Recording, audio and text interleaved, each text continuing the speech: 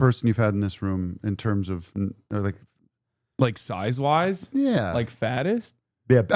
Or do you mean like I don't know. Stavros Halkias. That's pretty big. That's pretty big. Yeah. Well, thanks for having me. This is exciting. As far as fame goes, I don't know. George Clooney? No, George doesn't. He wouldn't. George doesn't fuck with me like that. Well, maybe he might because his wife is woke. Okay. I think his wife might have gotten sanctioned by the American state actually. Oh wow. Because she's a international. She's like she works for the UN. But yeah, I want to talk to you real quick though about this Dr. Pepper Zero Sugar Blackberry. That's a bunch of stuff going on there. Do you want to try it? Yeah. Okay, do you want cream soda or do you want Dr. Pepper Zero Sugar Blackberry? Blackberry, yeah. Okay, it's really good. I like it a lot. Hi everybody. Wow, look at everybody's chatting away. Yeah. Thanks. All right. So, what is this? The post Tim made? They're already sending stuff for me to look at. Oh yeah, I just posted that because I was because you were coming over here, so you were like, I want the people to know this is what I am intending to do. Well, I just Trump. He keeps saying that. He keeps saying that we want to transgender everybody. Yeah, it's like his little refrain. Yeah, he keeps I saying. love when he goes, everything's transgender. I know they want to transgender everybody. That's what he said today. It's like nobody wants to transgender anybody that doesn't want to be transgendered. Yeah, I feel like that would be a very complicated. Bananas. This is a complicated process. Would you want like a sci-fi movie where like you saw the world the way he sees it for like maybe 24 hours? You put the glasses on, put the Trump glasses on. See it. You just see his hell. Everything's hell, and crimes out of rampant, and people are all cutting each other's genitals off.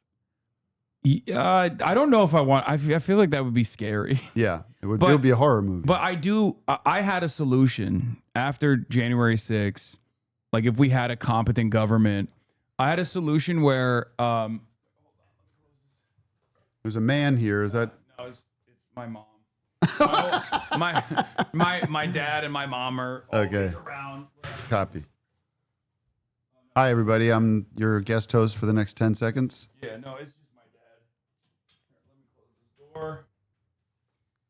But I had a solution after January 6th. If we were like a competent government, kind of like Brazil, for example, that did their own January 6th on January 20th, I think.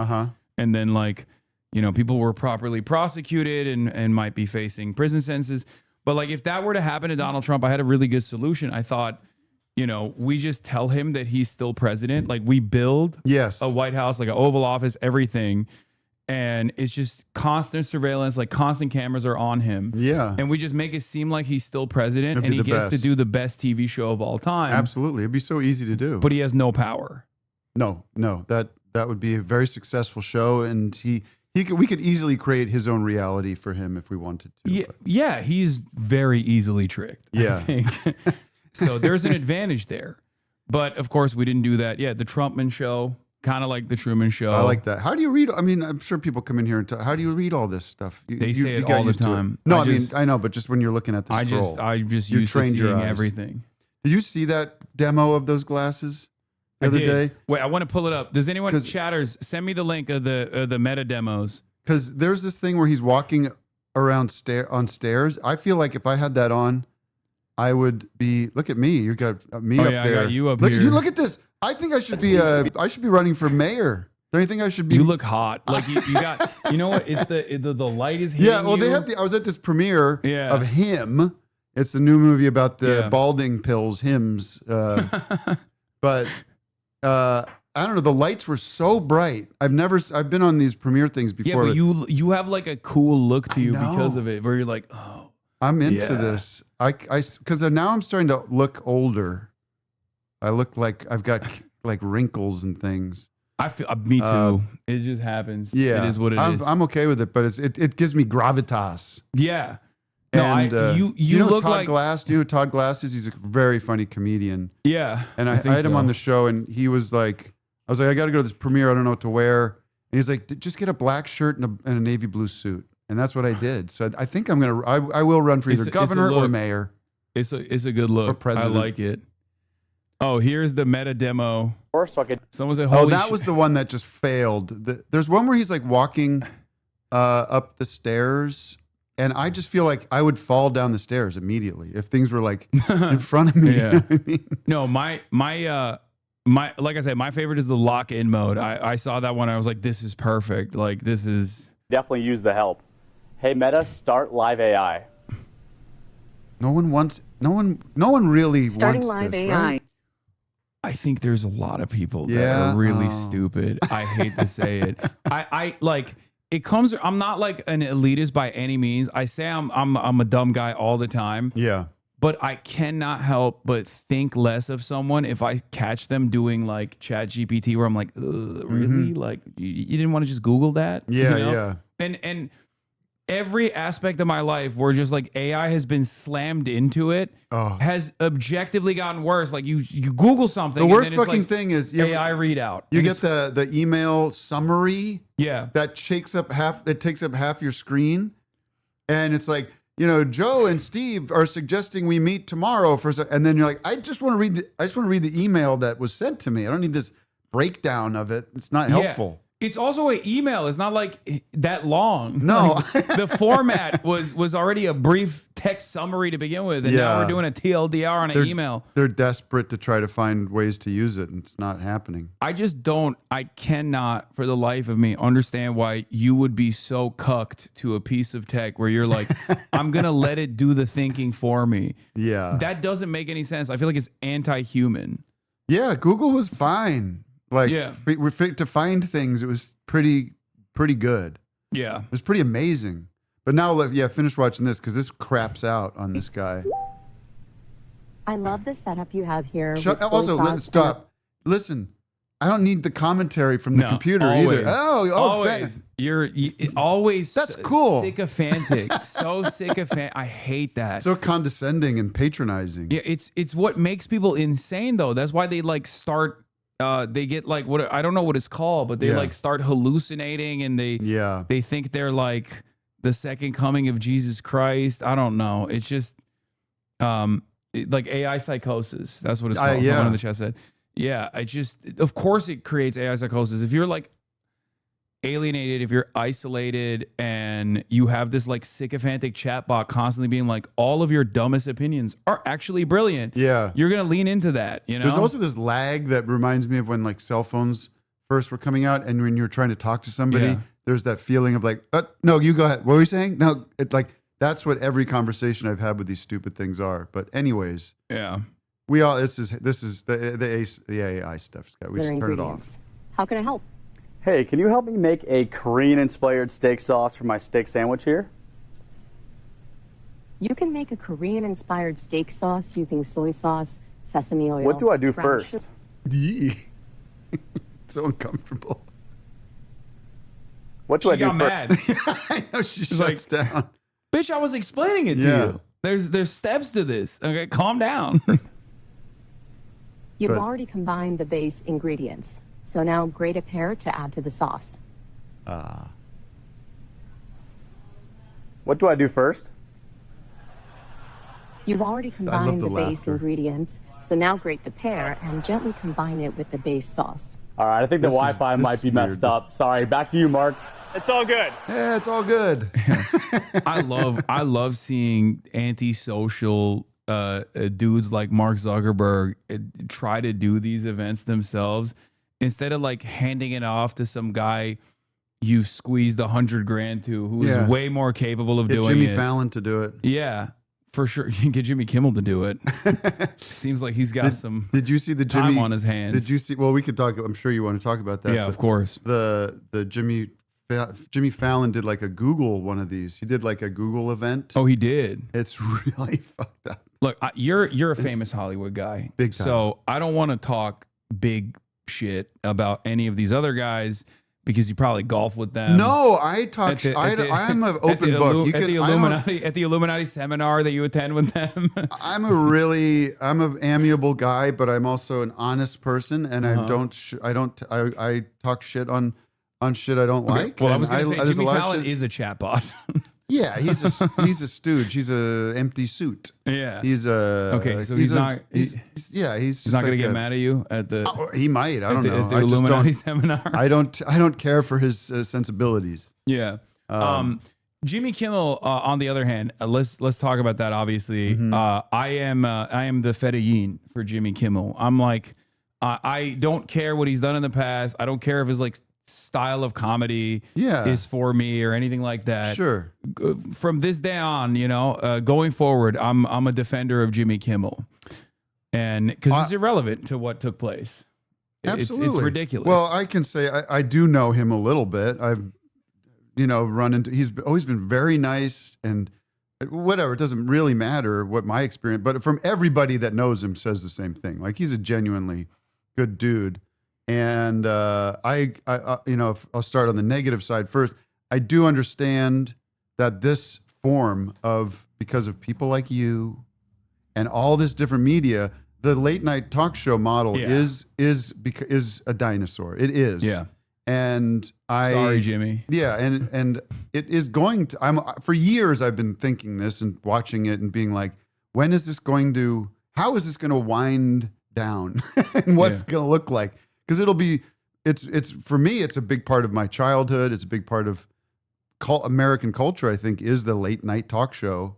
But it's starting to not be clear why it exists, Yeah. So that's the whatever. That's going to eventually sort of wind down, as all things do, or become different or change. And it always has been changing. But the way this is going down is really fucked up and scary, like I've never seen before. I mean, the FCC guy, what's his, Brandon Carr? Yeah. He seems real demon.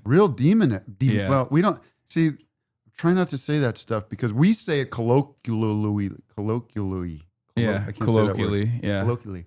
But they mean it when they talk about demons, right? Yeah. They believe it. I think they believe it. Like we don't believe in demons. I used to think it was a LARP, but I see Mike Huckabee. I don't know if you saw his speech that he delivered in Israel. I haven't paid attention to Mike in a while. I used to love watching Mike. Mike. He believes it. Like he's the type of dude who is a firm and committed believer in that kind of stuff, I think. And Teal and all those guys are like they think about this stuff all the time. But when we say demon, we just mean like bad guy, like a scary guy. Yeah. Not from some other realm. Using hyperbole. Yeah, I know, but I'm just trying to be careful of like not falling into their traps. But the whole like do it. And everybody on my side of comedy has like posted support and posted our thoughts about it and how crazy it is. And it's just crazy to see how lockstep everybody is on the other side to get in the chat and be like, well, he lied and provided false information, and suddenly, and that fucking Dave Portnoy, all these people are like, well, I'm for free speech, but there are consequences, and blah blah blah, fucking choking on the fucking Trump's cum, as who can choke on it hardest. Yeah, and it's sick. Yeah, it's like even if he did lie, which he didn't, but even if he did lie, like the FCC cannot dictate whether or not or threaten to pull the broadcasting license of a television network for that reason, because that's a chilling effect on speech. That's a direct First Amendment violation, and the very fact that Nexstar, which was obviously amidst this like major local television broadcasting merger that is also, once again, shouldn't be happening anyway, that would make them consolidating $6.8 billion thing that they're doing that's going to make them own 80% of all local TV networks. Jesus. But meanwhile, who's watching this crap? These. It's just like in doctors' offices, as far as I can tell. I mean, geez, I don't understand. It's not a news show. He's not obligated to. What are you talking about? He's lying. What is the lie? Yeah. I mean, I think what he was doing was commenting on, in the immediate aftermath of the shooting, there was plenty of people rushing in there to say, he's got this. They didn't know who it was at first, so even before they knew who it was, it was like it was this trans person, right? I mean, there's all kinds of shit that I saw right away. All you need to show is like Nancy Mace before she finds out that the shooter is from good stock, like a Mormon family, right? Versus after, right? Where she went from like we have to kill all transgenders to like we should pray for his soul. Yeah, and even with what we know, and I still think I don't know where you're at with this. I think we still don't know we don't know most of the story with this dude. Yeah. It feels very weird, and I'm very resonant to very cautious to listen to whatever the Justice Department has to say about it, or what the state of Utah. You don't trust the most trustworthy man, Cash Money Patel? No. Yeah, he's just like he could be telling me the most normal thing, and I'd be like, that's not like when he came up on stage, I was like, did you kill this guy? Like you seem suspicious. I know. I'll be Cash Patel. You ask me if McDonald's sells French fries. Mr. Patel, does McDonald's sell French fries? What do you mean? I mean, like I said, I've told you this.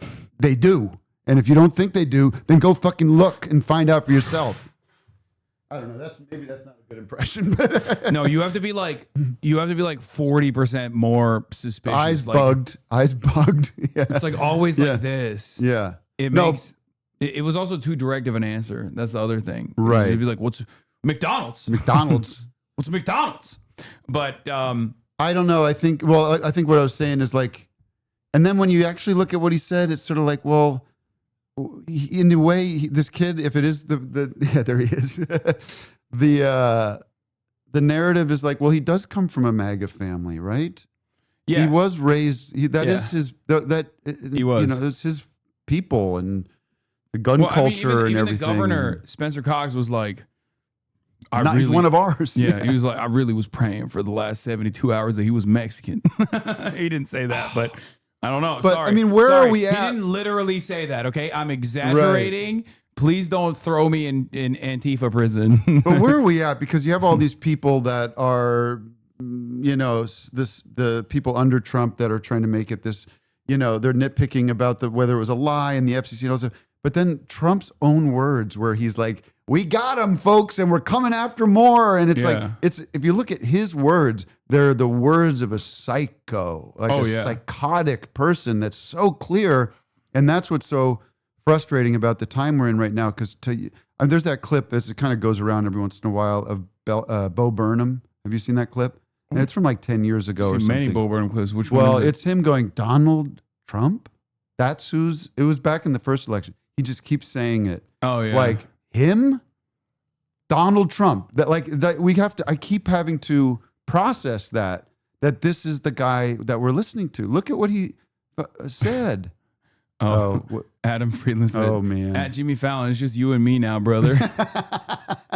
Yeah. Adam's funny, and I did his show. It hasn't come out yet because you did? Well, yeah, nice. But he stacks them. Yeah, he does. He did an interview with Jimmy Carter that's going to come out in a couple. For a second, I thought you were being serious. Yeah, he's he famously, it took them like a year and a half to finally release my episode, and by that point it was like not even relevant half the shit that we were talking about. Right? Yeah. He's terrible. Hate that guy. Well, hate that guy. I think he's getting a little too much attention right now. I think that's I don't like it. I don't like it. It should be on me. It's between the two of you, right? That's the last two standing. He's the millennial Jon Stewart, and I'm the Joe Rogan of the left. Meanwhile, I'm over here, maybe better than both of you combined. 100%. Doing office hours live every Thursday, and I don't get in these New York Times profiles. Yeah, you're not getting remotely enough death threats right now. Let's bring those up. How are you? Oh, I mean, it's fine. It's coming in, right? Yeah. I was getting them, back in 2015 and 16. Yeah. And that was an interesting time where it was like, I was thinking about it today, like the 4chan was raging hard. Oh, yeah. And I didn't know anything about it. Well, and now suddenly, it's Twitter. Now it's like... Oh, okay. See, I'm off Twitter now. Oh, yeah. It basically went from like, deeper, darker corners of the internet Yeah. Where at least there was a little bit of shame in like the other sides of the internet where people, congregated. Right. To just like shamelessly doing that in real time, in broad daylight. And obviously one of my ops, like I got many of them. Yeah. I got State of Israel, the United States government, Customs and Border Patrol. Yeah. And of course now Elon Musk. Right. And he's been really, really coming after me. And I wanted to show you like this. him nonstop. Him personally, because he's on this. Yeah. Oh wow, this is cool. Let me show you. Well, they're bringing him in front of Congress, right, along with all the other tech giants to talk about this, right? Yeah, definitely. Yeah, it's just weird. They were talking about like where extremism is I fomented. know, and it's like one of these guys is not like the other or something. Yeah, and they brought Twitch in specifically because I have the suspicion that they brought Twitch in specifically because they thought, this is a good opportunity to like yell at the Twitch CEO for platforming me. Yeah. Because that's been like a project. And that's been like where a do you project. only broadcast? You're only broadcasting on Twitch. Is that I only correct? live stream on Twitch, but I'm on all the social media platforms and also on YouTube as well. Right, but not live. But I don't live stream on there. Right. Yeah. But does anyone in the chat have like one of the takes from Elon Musk? I want to show it real quick if we can find it. What's so bad about you? I don't know. I don't like I said. I mean, I'm sure we disagree on things, but I don't know. Like I don't sit here and watch you for 8 hours a day. I'm a dangerous radical terrorist, both on the Antifa front, which is new. Well, I guess they used to say that in 2016. I have to talk to you about the Antifa meeting on Sunday. Yeah. If there's any way we can push that till 3 to 3. I'll show you in the secret headquarters. I did make a joke about that. Yeah. I did make a joke about that originally on NBC last night, and the anchor got like actually worried. Oh, really? Yeah. Yeah. I think everybody's very worried. I mean, did you see Jon Stewart last night? I didn't. I wanted to. I've been meaning to watch it. It was very funny. I thought it was really good. They played it like they were North Korea state news, like just like praising him and all that stuff. It was pretty good. Well, so here's just a couple of them in the past week. He's been like nonstop boosting people, saying like I'm doing incitement to murder, reposting certain tweets and stuff like that. And but one of the funniest things is like he keeps adding Jeff Bezos. Who's like he's not looking at any of this. I don't think he's on Twitter. Like I don't think he's like spending any moment on Twitter being. Why don't you call the guy? You got him probably in your phone, right? Give Elon Musk can call Jeff Bezos. Yeah, meet in their secret dungeon. I'm on his like he says I need to be deplatformed from Twitch, but like I'm on his platform. Right. Yeah, exactly. And he hasn't suspended you. Yeah, but right? I hope he doesn't, because I still use it for a lot of my work. But the one that I think is really funny, the one that I thought was really funny is like one of the people, like all the people that he's like responding to are really fucking. They're like really lame. They're all like right wing weirdos, right? Or like don't exist at all. But one of them that he keeps responding to is really funny because he's like a pedophile Nazi. Let me see if I can find it. That's the one I was looking for, Chad. Chuck Schumer? God, he fucking no. Where the heck is it? There's like he tweets so much. Oh my God. Wow, he's on a rage right now. I do love it because he's like. He basically shows the whole concept that like CEOs work really hard. It's just fucking bullshit. You know? It bugs me when you hear these people talk about him like, well, he is a genius. He is. I'm like, I don't think so. Yeah. I think that was a bunch of good PR for a while there. I had this thought while you're looking for that, because back to the actual incident with Charlie Kirk. Oh, look at that. Yeah, this is one of them. But there is the, I can't even find it. Never mind. I was not talking about Grums, dude. I was talking about the Lolicon. You guys are the worst. This idea of the violent left, right? That everyone's talking about. The violent left. Yeah, yeah. Like, wasn't Charlie Kirk's entire, like, business model or the structure of his whole career was going and like debating these leftists. Yeah, I was supposed to debate. Yeah, and so like, well, it was like he kind of, ended unfortunately, of course, but like there was evidence constantly that there was a way to have conversation with these people. Like that was his entire model. They've decided like they're no longer talking. Right. You know? It's just because this one wacko. Yeah. But I don't know. It's I'm sorry. You're no, in the I mean, it's middle all of good. that, This is like, I've been dealing with this quite a bit already. I specifically have been, I was specifically dealing with this already for the past 2 years since October 7 with like ADL and a lot of like advocacy groups, which is crazy because like, it hasn't really worked on their end as well, but they haven't really stopped.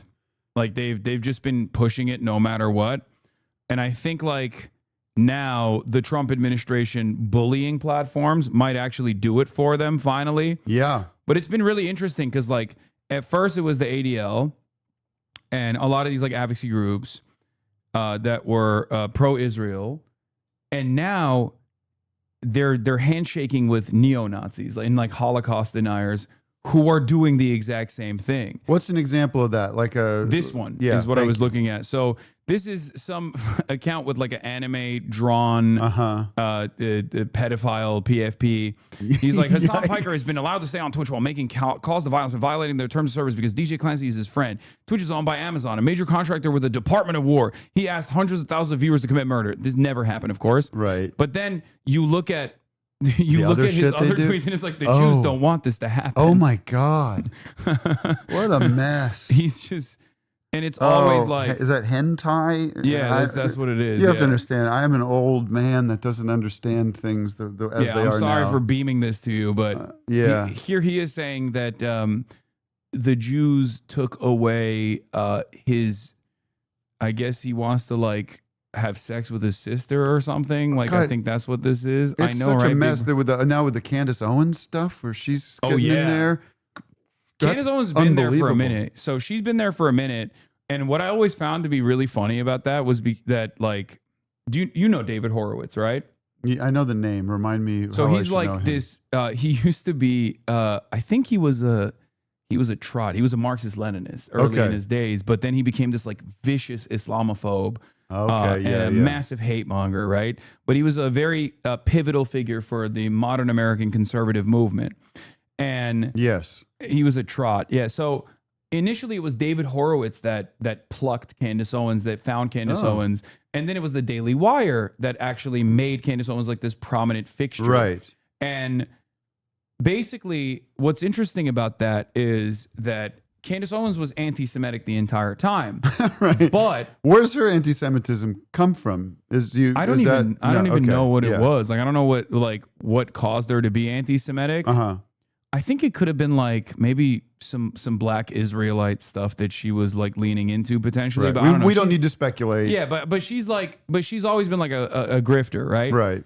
And what's interesting is like, she famously once said like Hitler just wanted to make Germany great, you know, but then when Hitler became a globalist is when it became a problem. Right, you know, that was a crazy thing to say. But like, Ben Shapiro hired her after knowing all that, right? So clearly he didn't have an issue with her anti-Semitism, but then she also, and at the time she was pro-Israel, of course.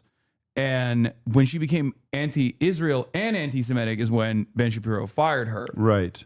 So she's been on this like vengeance quest ever since then, and she's just like really tuned up the anti-Semitism. The conspiracy stuff is so fun when she's like, putting the numbers together. Did you see that clip where she's like, she's trying to?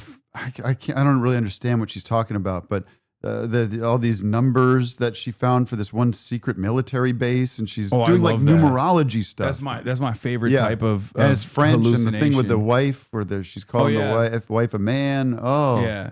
Which is glorious. Just like, she's just French. Like, that's not, I know. That's just, she's French, you know?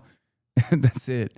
But basically, she's been going crazy over like, Israel did this. Yeah. And like talking about the discontent that like some of the Zionist donors had in Turning Point USA, which I think there is truth to that reporting, like because it's clear that Charlie Kirk was frustrated by people being arrogant and fucking annoying to him, even though he's like, and he was critical. I guess wasn't he critical of the Iran bombing? And he was a little not really. No. Like this is really funny for me, at least, because like this is something that's close and personal for me, because this was what I was going to debate him on. Yeah, because it's a massive wedge right now between institutional Republicans and the base, especially the younger part of the base. Yeah, because they don't like Israel, and some of them obviously don't like Israel for the wrong reasons, for anti-Semitic reasons. Right. But also, there's isolationist types. They don't want They don't want America coming into foreign policy. Yeah. So I was going to debate him on this because he's like super pro-Israel. Right. But now you can't. Now I can't. But also now everyone is basically ascribing their own version of events to the situation. Right. And it's like I'm not. I don't like Israel. I hate Israel. Right. Okay. It's not a secret. Secret's out. Right. Okay. And you don't hate you don't hate the average guy growing up there. Of course, you hate the way that you hate the government policies. I hate Zionism. I think Zionism is a fascist ideology. We can debate on that if you disagree. I don't know. I'm not in the position to debate that. But for me, I'm probably with you, but I would not want to get into a debate with you because I don't have the knowledge. Well, I'll just say it like Sam Cedar and I are very much aligned on this. I love Sam, and I have a long running joke of not getting along with Sam, but that's a bit. Yeah, no, I know. you guys are buddies. But what I was saying is, like, as someone who is a firm and committed like op of Israel, right? I've been so conflicted this past week because on the one hand, it's like I want to clear up misinformation, right? And there's obviously like anti-Semitism associated with it as well. But on the other hand, I'm watching these Republicans like literally also arrive at this conclusion that like Israel is bad, right? So it's been very conflicting. I'm just watching them fight, and I'm like, but aren't we in aren't we on this like forever quest of common ground on anything? And is that a place of common ground? I don't know. But my frustration with it is, if you arrive at the correct solution, but the way you arrived at it is just like hallucinations, right? Then I don't know if it's like super productive, right? And I worry about that. And I do think that a lot of like the ADL has like coming after someone like myself who has like actively combated anti-Semitism for years and years and never really stopped doing that, right? Has created an environment where like the most forward-facing voices that are seemingly critical of Israel are the likes of, Nick Fuentes or Candace Owens, right? Or numerous other people. I mean, I know it's showbiz, but I thought Hannah Einbinder. She's dope. She's terrific, and she did the thing at the speech, but I think what was even more important was after they were asking her about it, and she as a Jew was saying how it's her responsibility because she doesn't want Israel's policies to represent Jews of the world, because that's just one little like slice of the pie there. Yeah. And when you do learn about the history of Zionism and how it was kind of this sect, it was kind of a, just like any ism of the 20th century, it was just one way it went, where it was very hotly debated amongst Jews in the early part of the 20th century. It was not this foregone conclusion. That's fascinating history. Yeah, as is the case with most things that people debate on, which is why it's like the notion of like the monolithic nature of like the international jury and the way that like Nazis presented is so funny, because it's like, I think Israel wishes that was the case. Yeah, like if that was the case, then they wouldn't fail so spectacularly, and especially right now, where you have like an entire generation of American Jews that are like, I don't care about this at all. This is terrible. Yeah. And they're freaking out. That's why they want to like ban TikTok and stuff. Well, it's funny, like the vision they have of this kind of global Jewish controlling everything thing is so comical. But then the thing in London the other day where we had that big state dinner with everybody in the tuxedos and the gold plates, and it's all the tech titans. Like that's actually real. That's happening. Yeah. And it's like flaunted, and it's like right in front of everybody. Yeah. And all those people around that table are deciding what's going to happen in the world in the next 10 years. Exactly. That's what's so frustrating about it, is like I keep explaining to people like, yes, there is a group of people, okay, that control the planet, whether it be the media, whether it be the government, tech. They're not like doing this at the behest of Judaism or one singular group of people. They're just capitalists. Yes. And they're not doing it in like cigar-filled rooms. They're doing it in broad daylight. They're doing it in front of you. It's called the Davos Summit. You know what I mean? Like, but these guys have to. That's the thing that is like so frustrating. Is like they always want to. They always want to like have a grand narrative, a grand conspiracy that somehow loops back to like one singular group of people that are doing this evil because they're like purely evil or something. And it's like, no, they just want to make money. Yeah, like, for sure. They want to hold on to hold on to it as long as they can and make sure that they're close. I think one thing never gets talked about is how hard it is to think about people outside of your own immediate circle and immediate time frame. So all those people are just like us in a way, but they have much more power and they want to try to keep it and make sure that nothing happens to them and nothing happens to the people that they actually know. Yeah. And it's very hard to think beyond that and think about other people and their well-being. And it's rare when you have actual people, Bernie or whoever, who's like actually trying to make things better for other people. Yeah. I was going to ask you a question, if you don't mind, if like, just because I'm curious, like you're going to do this debate with him. Have you debated him before? Charlie, yes, I did. I debated. So what is it like before and after the debate? Like is it civil? Is it like an acknowledgement of we are two people? I mean, he was very cordial. Yeah. But I've never fully understood like why people, like I'm not an asshole. I'm not going to be like, fuck you. Like he came up to me at the DNC when I was there and like he tried to like shake my hand. Mostly because he dap me up. I didn't dap him up, but like I gave him a little handshake. Right. But I'm not going to, I'm not going to like hang out with the guy afterwards. Right. Sure. Because sometimes that gets the idea. I remember a congressman I met. Okay. I don't say who. Maybe I could. Who knows? I know I go to a couple like fundraise or whatever. And he's like, the thing people don't get is like, we're walking around Congress, Ted Cruz, he's like, hey, that was pretty good. You really got me on TV last night. Like, it treats it like a sport. It's like, right, yeah. We're like, but he's like, dude, you're like ruining people's lives. You're a bad person. Yeah. Wait, I had a very similar experience when I went for one of the White House press dinners, like the weekend. Right, the correspondence dinner. Correspondence dinner, like weekend events. Like I hate Washington, D.C. I love the people of D.C., but like I feel like it's such a evil. There's so much evil there. When I just feel it in the air almost. But when I went there, I remember this was Trump 1. Like we're at one of these events, right? And all these people, all the stars are here. Sure. I think it was Breitbart that famously said, even though he's a fucking scumbag himself, he's like Hollywood for ugly people. Yeah.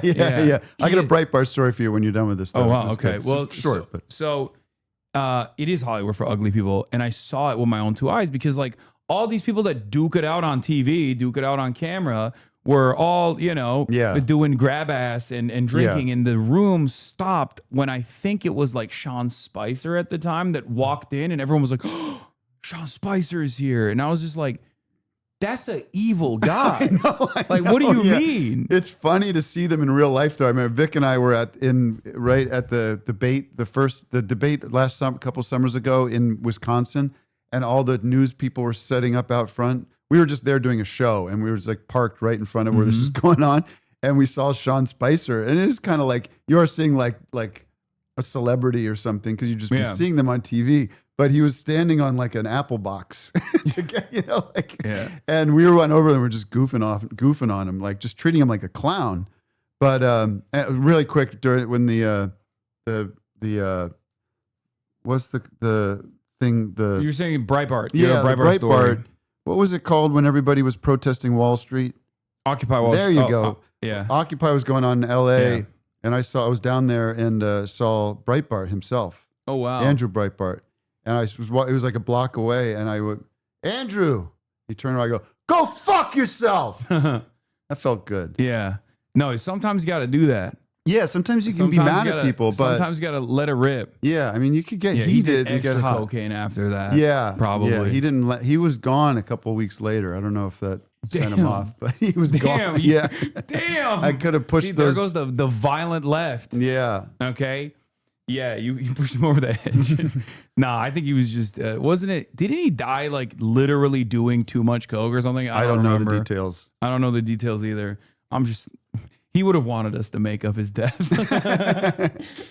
Yeah, it's a lot. A lot of it's for show, and I appreciate you. Like, first of all, talking about that. Yeah, you don't want to just go Andrew like Breitbart clogged the toilet with kidney stones. Okay, I don't know about that. M HUD. I mean, maybe. I remember something related to a toilet, but I don't know. Do people have any questions for me? Yeah, you guys got any questions? I mean, that's kind of the way to ruin a show, you know? No, it's fine. It's fine. Can you guess where I'm going tonight? This is pretty big news for me and my crowd, my family. What is well, you got the hokas on, so you're ready to walk. Okay. This is a bit of entertainment tonight, live entertainment tonight. Oh, live entertainment. Okay. What would a guy like me be doing on a Friday night for some live entertainment? A comedy show? No, I don't find comedy entertaining. Okay. My job. Okay. Someone want to guess? Hollywood Bowl. Someone says strip club. I don't think this is a strip club. What is it? A concert. It is a concert. Okay. It's someone said 9 Inch Nails. 9 Inch Nails is correct. Wow. You're going to a 9 Inch Nails concert. I'm so excited. I'm not really a fan, but I appreciate the artistry of those guys, and I want to just feel the experience. That's cool. I want to get dark. My favorite 9 Inch Nails song is not even a 9 Inch Nails song, or the version of it I like is I think it's Hurt, Johnny Cash version. Yeah. That's really good. Yeah. I think it's one of those instances where like the song took on a new, like the song basically became Johnny Cash's very own. Yes, he owns Normie alert. Okay, everybody calm down. I'm not like a big music guy, okay? You know I don't listen to music. But isn't it cool that doesn't your audience think it's cool that I'm going to see 9 Inch Nails? They think you're dope for that. Wait, Trent Reznor's 9 Inch Nails? I think I'm wearing the wrong kind of jeans for the occasion. Yeah, I can fit you up if you want. I need your help. I need to get fit and big and swole. I'll get you fitted up. You're in great shape. Oh, really? I feel better than I used to feel, but you got some biceps on you. Is that right? Yeah. Okay. Yeah, you look good. I'm almost 50 years old. I feel like I look pretty good for 50. Yeah. It's the Hollywood. I take a lot of pills and adrenochrome. I never did the Ozempic. When I lost more weight than I had. Like I gained some weight back, but everyone's like Ozempic. I never did it. I was not allowed to. I would have done it. I'm not shaming anybody. I think I want to do it. If I ever get fat again, I'm gonna immediately boom. I don't know. I mean, they say there's some bad side effects to it, but who knows? Yeah. But it's like $1,000 a month. I don't have $1,000 a month to do that. We gotta pump up the subs on your shows. Yes. Well, everyone should subscribe to Office Hours Live, patreon.com/Office Hours Live. We could use 40,000 new subscribers this afternoon. Get off Chapo Trap House. Drop that. Stop watching those guys. Those guys are fake. That's what you got to do. You got to start beef with them. Yeah. And just be like, they've been embezzling. They've been sending money to the Israeli government.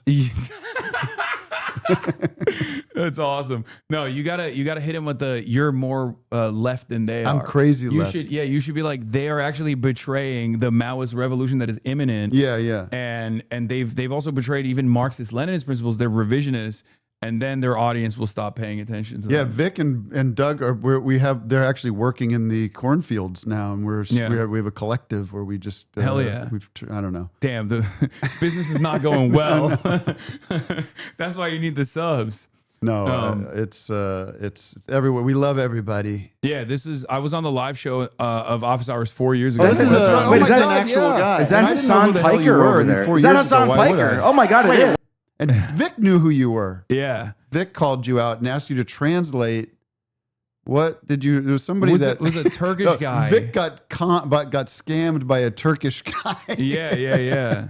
And he was like translating for you. Do you have it? It was a Turkish. What? Hacker, Wow. think, right? It's Hasan. You're Hasan. You're Hasan Piker. Are you? Can you get on the microphone? Do you speak Turkish? I guess. Whoa, somebody knows you. Holy shit. Yeah, I was big. Oh, wow. I was so much fatter back then. It was crazy. But also the hair and everything? Yeah. I was hurt. I'm going to be honest. This was like... It was not a good time? This was not a good time. We're talking... This is January 1st, 2022. So this was... I was a thick boy. I was going through a lot. Yeah. Well, this is also the special where Tim Robinson came out and did, which became kind of like a nice little viral thing where it's like, go back to your old shit. Yeah. And that's all anyone says to me now. Cash grab. And it's, they're doing it in jest. It's like, I like the old shit back in the playground. Yeah. But, he's a big deal, Tim. Yeah, I know. Listen, I don't know who anybody is. Okay? No one fainted when we walked in. He looked at me like I was about to attack him. Yeah, he was a little scary, man. I'm sorry. Well, thanks for coming down and helping us out here. Yeah, it's from the end of 2021, right? Yeah, it's from, this is the it's Christmas 2021. Yeah, Christmas 2021.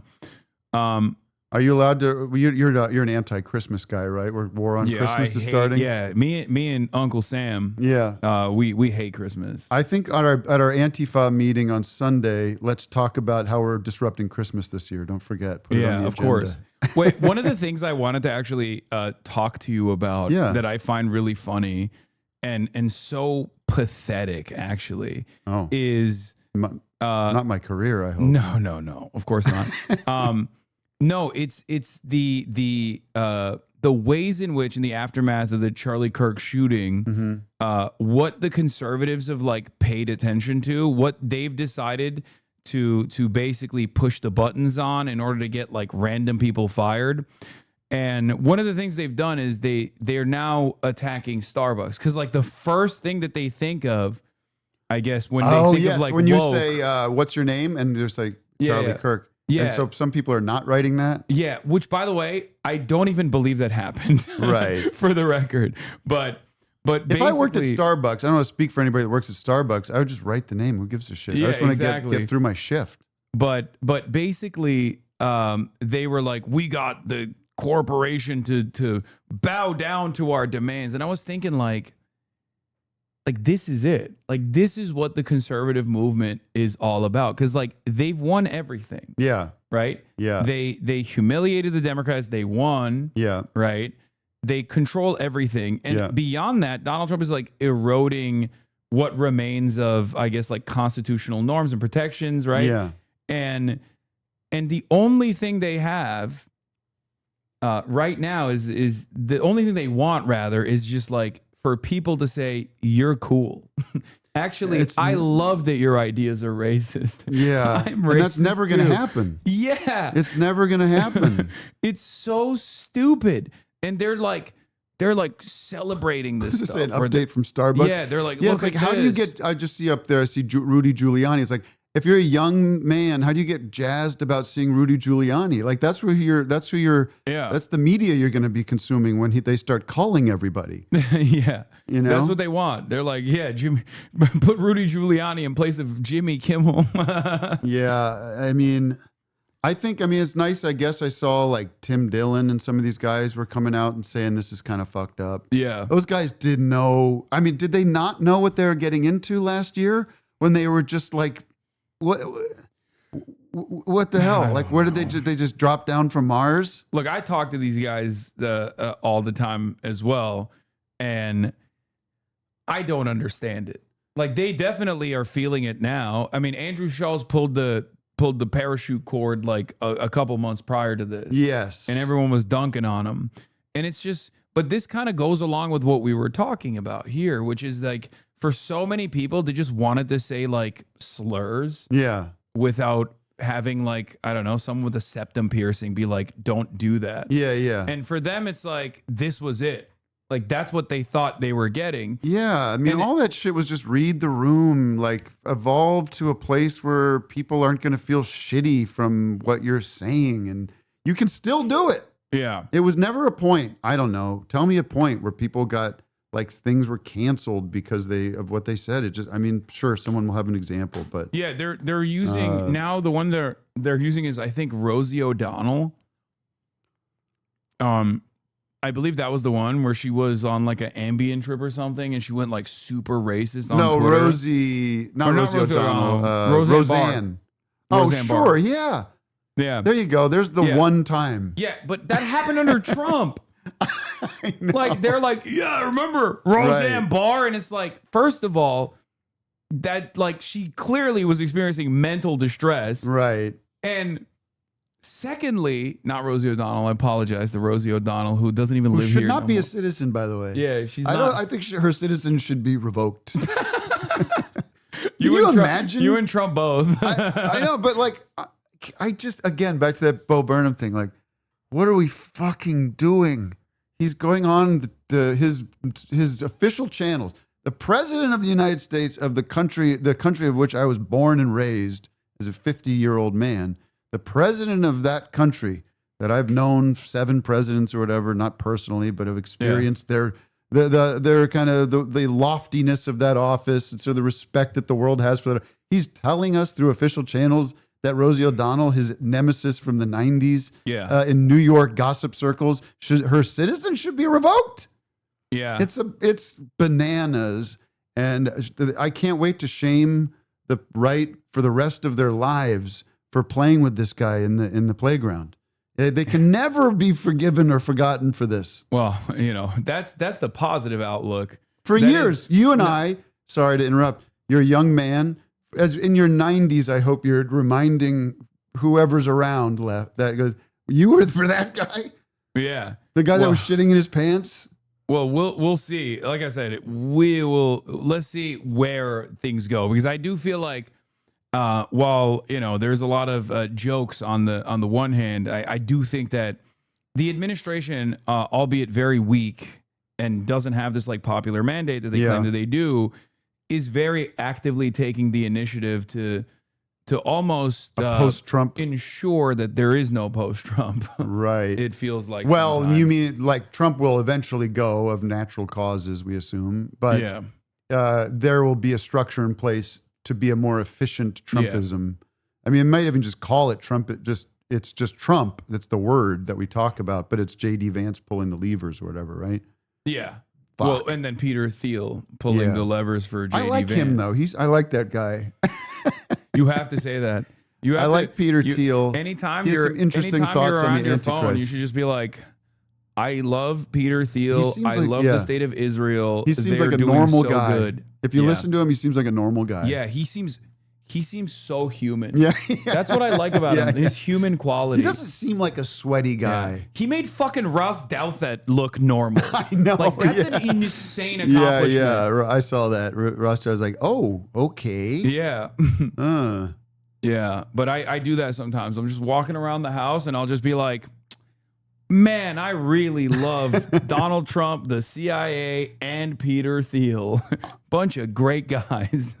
You just got to do that. It's weird. I remember like years ago when we first started talking about privacy. I think it was like, with Snowden, and there was this idea, like the post-Iraq war idea. I think it was kind of a new thing that we were all like processing. Like, and I remember, I think Howard Stern said this. He was like, I don't really care if you can see what I'm doing because I'm not doing anything interesting, that feeling of being like, really, they're not really listening. They're not really listening to me. Like that seems like sci-fi.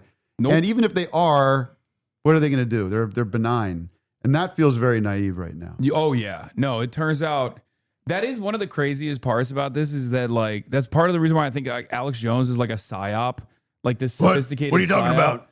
Because for every like one true thing he says, he has like 100 insane things. Yeah. So then you associate the true thing that he's saying with the insanity. Right. Because he was right about like government mass surveillance. Sure. And then he would be like, Obama smells like sulfur, which is, that's not true. Right. Well, why wouldn't, if you had power and the technology now exists, why wouldn't you start, going down that road? It seems like a natural thing for a totalitarian. If Hitler had it, he would use it as much as he could. Oh, for sure. Yeah. The KGB would use it if they had it. Yeah. That's what we're dealing with. Yeah, to make sure that everyone was a brave patriot who was working for the USSR appropriately. Yeah. That's what they would do. But it's like we talk about China and like what kind of crazy stuff's happening in China, and it's like, but we're doing it here. Like, we're already doing it. The things that we fantasize about China doing to its own citizens, we're literally doing here, and we're like, no, it's good. Yeah, it's good. Have you talked about those Chinese electric cars on this show? Oh, I love the Chinese electric cars. Oh, they're awesome. They look so cool. I'm going to China in November. Oh, wow. Yeah, maybe I'll stay there. I don't know. Some of it, I mean, I don't know. I'm very curious about like the interior of China, like the mountainous regions of China. I think that's like very unexplored. We just don't hear about it. No, people go. Yeah. Now, I think like the only part that is less explored, because like even Xinjiang is now like totally open to tourism. But the only place that is like still very hard to get to both physically and also hard to get to for like, I think a little bit of suppression purposes is Tibet. But beyond that, like there are a lot of people that go, there's a lot of quirked up white boys that go and explore like rural China. And they're interested, the people are interested to talk and oh yeah. They're friendly, I'm sure. Yeah. They just like at least the videos I watch, they look at you like you're an alien. Right. But, yeah. You know what's interesting? I was thinking about that, like, in the beginning, the first month or so, there was so much crazy. There's still so much craziness, of course, but it does seem to be like they're just throwing stuff at the wall. Like we don't hear much about this Canadian state anymore. Yeah, remember that we were going to annex it, and Iceland or Greenland. I mean, yeah, and they backed off of Chicago for now. Like so, it does. There is some hope that we keep like fighting back on stuff, and this Jimmy Kimmel news seems to be very motivating people to get out there, and all sorts of people are coming out. So I think it is important to stay engaged and become active peacefully, and because they're not strong. Like I was talking about this before. They don't have the numbers. They don't have the numbers and they're not strong. Because like if they were strong, they wouldn't feel the need to do this level of like suppression of dissent. Yeah. Because like if you're strong, if you're confident enough in your movement, if you're confident enough in like what you're presenting, you don't need to do this stuff. Yeah. The greatest example of this is America, with the exception of the Cold War, when the McCarthyism was happening. Yeah. That's when it felt weak. And that's why they were like, we have to suppress any sort of like socialist or communist allegiances in the country. Yeah. And in the aftermath of that, once they won the Cold War, right? Once America won the Cold War, right, we have full-blown freedom of speech again. Yeah. Because that's what you do when you're dominating, because you are not fearful. I use myself as an example because like for many years, people will be like, people to the left of me would be like, there's people to the left of you? I don't think there are, but they seem to think so. Sure, of course. But basically they would say like, oh, you're controlled opposition, like you're just sheepdogging everyone back to the Democratic Party, all this stuff. Right. And they would present the fact that I had a platform as a reason for why I was not seen as a danger. And I was like, yeah, exactly.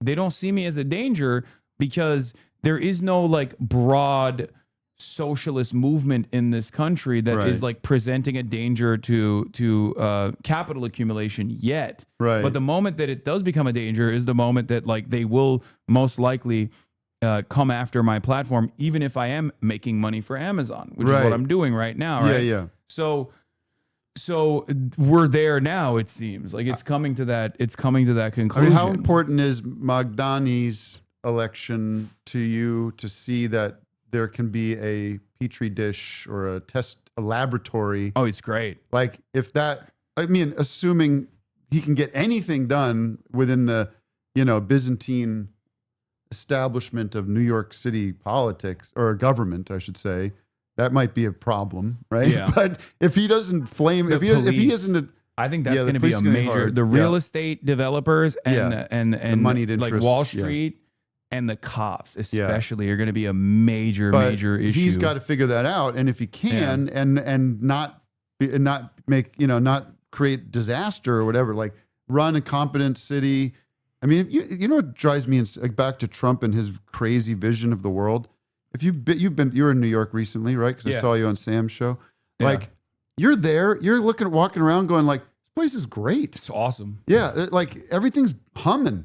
People are out, and even with everyone's in charge. Yeah, I know. Like I mean, and I always have to say, of course there are problems. Of course there's inequities. There's all sorts of issues that we could talk about dealing with, but the picture of this dystopian hell zone where like, Trump's saying it's a disaster. It's like, it's crazy town to talk about that if you go to New York and walk around. Well, the even better example, in my opinion, is what I saw in Detroit.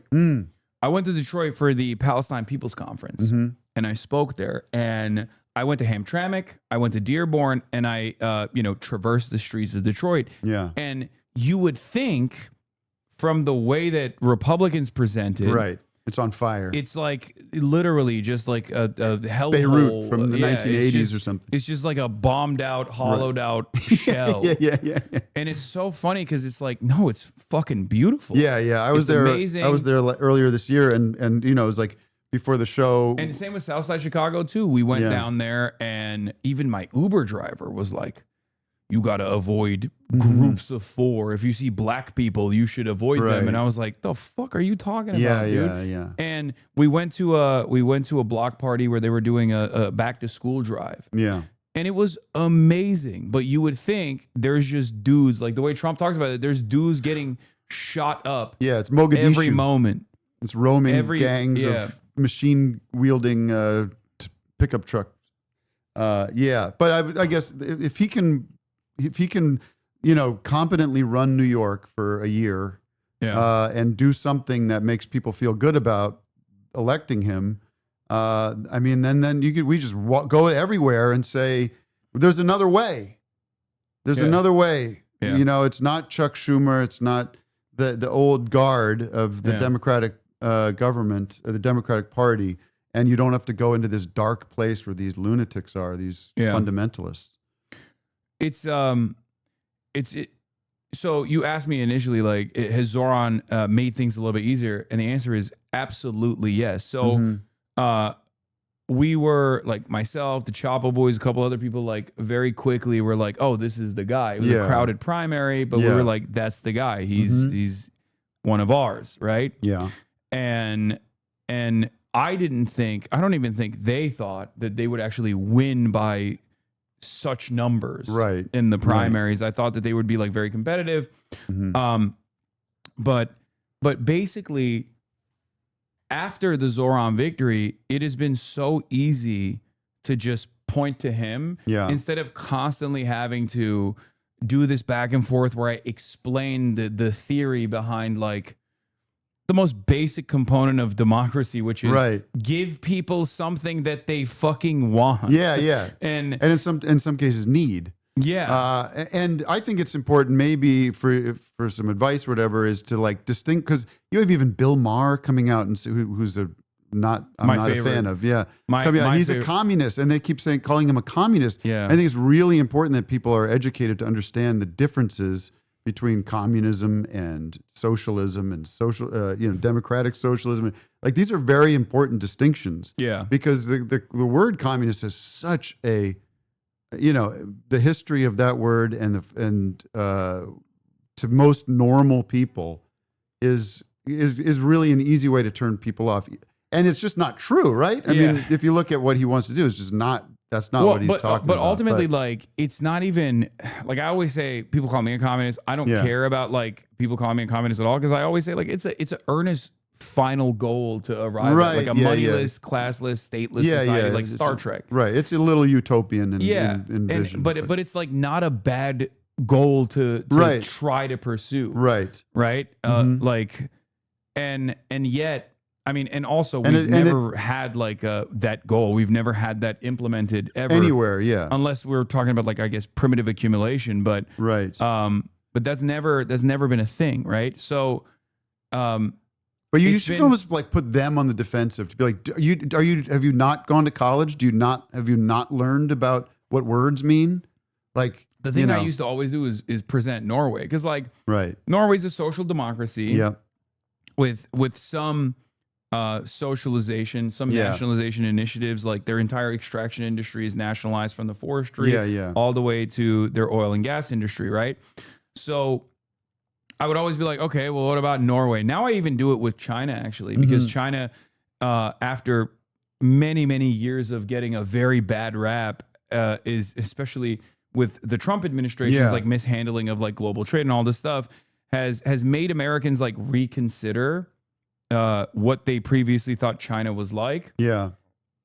And that whiplash that they experience from like what it actually is like and not like a peasant run backwater country in the way that it was presented has caused people to go, maybe this stuff isn't so bad. Yeah. But basically what I used to do is I'd be like, okay, Norway. Like you're saying everything is socialism. What about Norway? They'd be like, Norway's not socialist. And I'd be like, okay, let's implement the policies of Norway. Then if it's not socialist. Well, I spent a little time over there recently, last year, a couple of years ago, and something really clicked with me. I think it was actually in Denmark, but it applied to Norway too, was the people there were like, well, of course, this stuff, that these minerals or the oil, whatever it is, it's ours. Yeah. And it's ours to sell and to use the money for us. Yeah. So I think it is important to find a way to talk about collectivism in a way that's like, this is our stuff. Yeah. I'm an American citizen, and that it's different than a Norwegian because, that's a smaller sample size of people. And we have a much more diverse group of people. I know, but and economy scale. Yeah. But we have to find a way to find like me as a German American, like from Germanic descent, Irish descent, European descent, and the Venezuelan whose family moved here in the 80s or something like that. Like we should be talking to each other like, how cool, we're both Americans. Yeah. We should share the wealth of America together, right? Yeah. And not worry about our ethnic heritage, but that we have a common goal of having a good, strong country that takes care of the people inside the boundaries of the country. That's why I'm running for mayor of Glendale. Mayor of Glendale. Okay, that's not going to happen because you could run very mayor not of Los Armenian. Angeles. You could do it. I feel like now we've got trouble because if you start platforming me as an official, you should do it. They're going to look into my. Look, I got one. They're gonna start pulling up old Tim and Eric clips. It's gonna sink my race. No, it very don't quickly. matter. I got one. Look, numbers on the board. I'm at a 100% success rating. All right, currently. you put me on city council, and then we'll start from there. Yeah, so we'll see. But I mean, it's not the current administration in LA is not great. So it's not the best. Oh God, what do you think about Gavin Newsom? He's something creepy. I mean, definite serial killer vibes. Oh yeah. I guess I like that there's somebody pushing back loudly and with humor. I think it's not like, I'm a picky humor guy, so I'm not the best judge, but it's a pretty funny idea to just tweet like Trump, I think. Yeah. I think people are going to get annoyed because like the more serious things get, the more they're gonna be like, okay, we get it, Gavin. You're tweeting just like flames Trump. out too Fucking early. do something. Yeah, you know what I mean? Yeah. I don't buy him. I think he's I don't. Oh, he just wants to. Yeah, he wants to win. Been terrible for California. Yeah, that's for sure. It's interesting because on the one hand, I know some people that have worked with him closely on like criminal justice reform. Specifically like the prisoner release stuff that he did, and it was literally because our prison system is so draconian and overfilling. Right. Like the population is out of control, the prison population in California. So we had to do this like this reform provision, and everybody yelled at him for it. I'm like, that's one of the only good things he's done. Right. Meanwhile, he's just like vetoing Medicare for all in the state of California. He's personally clearing homeless camps. Right. So who's the big national figure that you would maybe be excited about at this point? Is it too hard to say? I feel like it definitely is. It is too hard to. It's too early. I think. Yeah. I mean, I don't. I have an automatic no I don't want to billionaires. put you on the spot. I have an automatic no Pritzker? billionaires position, but like Pritzker's kind of all right. Like he's. We're gonna have to. I'll tell you a weird one. Maybe it's not weird, but I really like Jon Stewart. A lot of people are saying that. Like, I think he'd be cool. Why the fuck not? At this point, it's just sort of like, let's try something else. Like, yeah, I think he's very smart and he's very funny. He seems like a good guy from like the way the work he does with the 9/11 stuff. Yeah, like fucking, I would die to see him, because every time I see him like talk about an issue, he's very well spoken on it, And I think he's probably, I don't know. I think he would be entertaining. And I don't know. He probably has no interest in it. So it's kind of a fun fantasy thought. He didn't even want to keep doing the Daily Show. I know. He just wants to like take care of his animals in New Jersey or something. I don't know if we're going to find it in like Congress or in the government at this point. It feels very... But to be fair, you're not wrong. I mean, he could do it. There's some people that have like disappointed me in recent in the aftermath of the election. Like I thought Tim Walz could be a good person for this. They've marked him. They've ruined. Like it would be such an uphill thing for him. Because he had so much promise when he was picked as the VP, and then they just like back pocketed him.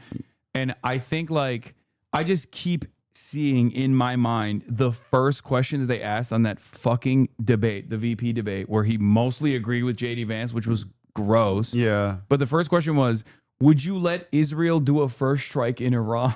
And he was like, yes, we would let Israel do a nuclear first strike on Iran. And I was just like, what the fuck are you saying? It's so easy to not answer that question. It's so easy to be like, why are you asking me this question? Yeah. What are you, fucking insane? Yeah. Like, what? How is this a question right now?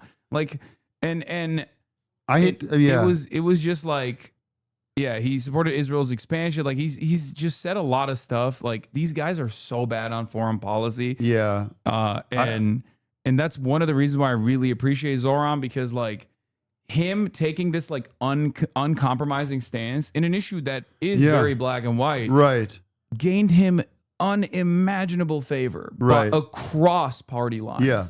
And it made everybody go, oh, you can say that. Yeah. And like, you sound like a normal person. Yeah.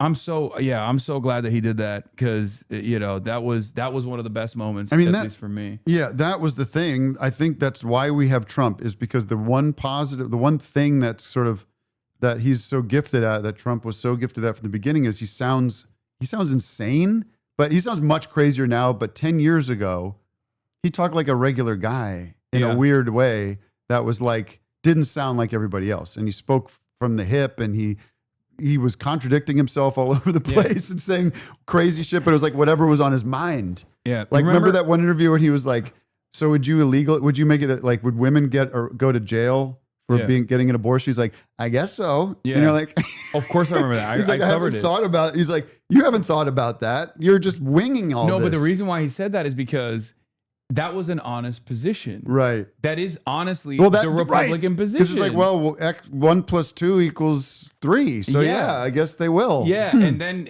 everyone was like, dumbass, you're not supposed to say that. You're not supposed to say it out loud. No, you're supposed to say the doctors are the bad guys in this. Like someone has to be a bad guy, but it's the evil doctors, not the women. My favorite moments from like 2016, obviously, that I think were kind of like the reverse bizarro, like Zohran saying, I'm the mayor of New York, I want to stay in New York. Yeah. Was like when he was on stage and he was like, I'm a billionaire, I paid for all of you guys. Right. Yeah. And everyone was like, is he allowed to say that? Yeah, I mean, those debates, those were some of the greatest things ever, with Jeb Bush up there getting just slaughtered by him. Yeah. And, there was a sick, like, watching this happening in real time. Like, I can't believe this is happening. But, of course, he's not going to win. We're gonna have this Hillary Clinton who's going to be whatever. Yeah. But then here we are. What time is it? I should probably go to 9 Inch Nails. Well, I have to go all the way back to Glendale and then go to the Forum. All right. Which, if your audience knows, where I live in the greater West Hollywood region, and it's on a Friday, I'm sacrificing so much to come here. Yeah, you are going to be in a lot of traffic, low key. For sure. That is about to be cooked. All right. Well, that's okay. What else are you going to do? Listen, this was a pleasure. This was amazing. I'm glad we got to hang. Hell yeah. And I'll be on office hours or whatever. Yeah, it would be awesome to have you come in. It's bring back whatever of people will most likely yell at you now because we collaborated. I have like a bunch of who's mad? Who would ashamed people who are pro-Israel but ashamed of being pro-Israel. They love being like, we're pro-Palestine, but Hasan loves terrorism. Well, you know what I find people say a lot is, I'm really disappointed. Yeah. And it's sort of like, you have every right to be disappointed in life, and you're going to be disappointed, and things will disappoint you, and you'll have bad times, and you will not like things that people do for the rest of your life. It's true. And so I accept the disappointment if that's coming, but you're a reasonable guy from what I can tell. It'll be a loud minority. Yeah. Try to greatly come at me. Yeah.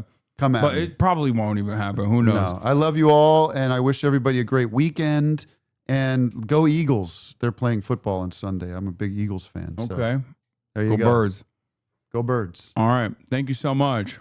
I'm just gonna see myself out. No, I got you. I'll walk you out. Hold on. Let me just fix some stuff up here. Okay. All right, chat. We got here. I'll play this. I'll go to back to the Jimmy Kimmel raising the stakes in the suspension showdown with the broadcasters for now after ABC took watched Jimmy him Kimmel's late night show off the air. Thanks, everybody. Now, Jimmy Kimmel is on indefinite suspension following strong reaction to his comments about the murder